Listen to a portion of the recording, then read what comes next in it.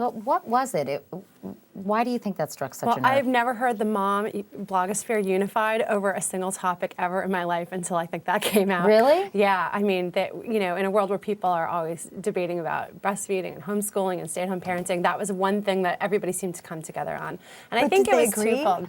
Yeah, I think people were horrified by the original Wall Street Journal article. And I think in part it was because it had a very provocative headline, "Why Chinese Mothers Are Superior to Other Mothers."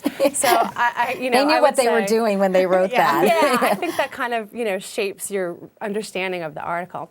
But I think it's twofold. One is I think that some of her suggestions are very uncomfortable. That the opposite of success is coddling, and it was sort of an attack on what we do. So I think in some ways it's a defensiveness of the way we parent or the values that we have as American parents in general. But I think some of it is also the fear that deep down, what if we're doing it wrong? Well, you've been hearing a lot. Well, actually, before I ask you about that, about Nurture Shock, why do you think this book struck such a chord? I think it was, some people felt like, and I know this has been written, this is hardly an original thought, but gosh, maybe she's onto something. Mm-hmm. Right. Maybe some of her approaches might be better. Maybe we've gotten too far away from discipline. Maybe we're too much trying to be friends with our kids. Maybe we've become too permissive because of guilt, because we work so much. Hi. So, I mean, do you think there were some valid points in some of the things she was saying, and people were kind of thinking, oh, maybe I'm doing something wrong? Well, I think what was interesting, I mean, the vitriol that was directed to her, but the book's still a New York Times bestseller.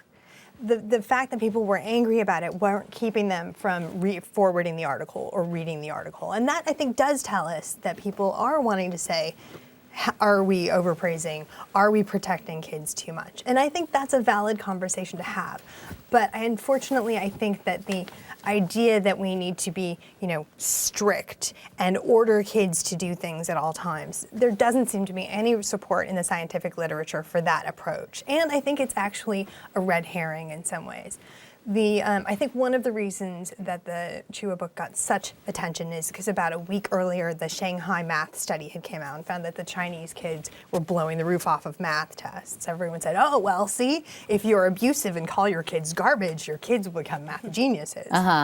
I don't think people who read the book are actually saying, yeah, I need to call my kid garbage. But can we expect more is, I think, a legitimate question. But I think some of the backlash was also that she kind of struck right at the core of American values, even beyond parenting, which is this idea that the pursuit of happiness is somehow illegitimate or less important than the pursuit of achievement and success. And I think that's so ingrained in our culture that we deserve to be happy and we deserve to have self-esteem, we deserve to feel good about ourselves, that it felt like literally a very foreign attack on our value system.